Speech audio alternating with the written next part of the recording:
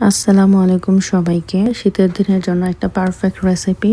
তো এটার জন্য আমার লাগছে বাসমতি চাল, ব্রোকেন রাইস, মুগ ডাল, মসুর ডাল, আর সাথে লাগতেছে পেঁয়াজ, ধনিয়া গুঁড়া, জিরা গুঁড়া, হলুদের গুঁড়া, স্বাদ অনুযায়ী লবণ, আদা রসুন পেস্ট, আর লাগছে রান্নার তেল। তো এগুলা সব একসাথে করে ভালো করে মাখিয়ে নিব। মাখানো হয়ে গেলে আমি কুমড়া দিয়ে দিব আর পুঁই শাক দিয়ে দিব। তারপর দিব তেজপাতা, কাঁচা টমেটো, জালাপিনোস, পরিমাণ মতো পানি দিব, যেহেতু আমি এটা পাতলা খিচুড়ি রান্না করব, বোনা খিচুড়ি না। তারপরে আমি চুলাটা অন করে দিব। চুলাটা হাই হিটে রাখবো ফার্স্টে। যখন বলক চলে আসবে তারপরে আমি কমাবো।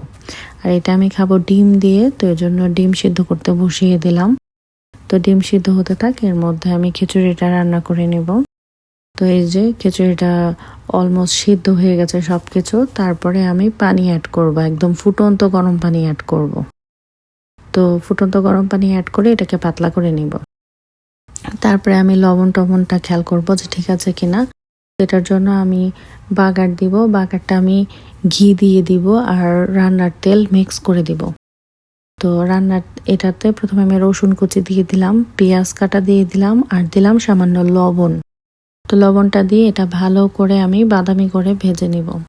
লাইক অনেকটা মানে বাগার দিতে পেঁয়াজটা যেরকম লাগে, পেঁয়াজ রসুন। তো এই যে হয়ে গেছে, একদম আমি বেরেস্তার মতন করে নিয়েছি। তারপরে আমি কাঁচামরিচ দিয়ে দিলাম আর কিছু সামান্য হালাপিনোস দিয়ে দিলাম। হালাপিনোসের গ্রানটা আমার কাছে খুব ভালো লাগে। তো এই তো ঢেকে রাখবো কিছুক্ষণ। বাগার দেওয়ার পরে ঢেকে রাখলে নাকি বাগারটা পারফেক্ট থাকে, গ্রানটা নষ্ট হয় না।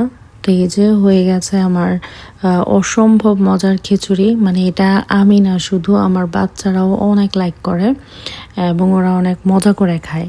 তো এটা আমি ডিম আর আলু দিয়ে খেতে ইচ্ছে করেছিল, তো ডিম আর আলু দিয়ে আমি খিচুড়িটা মানে খেয়েছি। খুবই মজা, আলহামদুলিল্লাহ, খুবই মজা।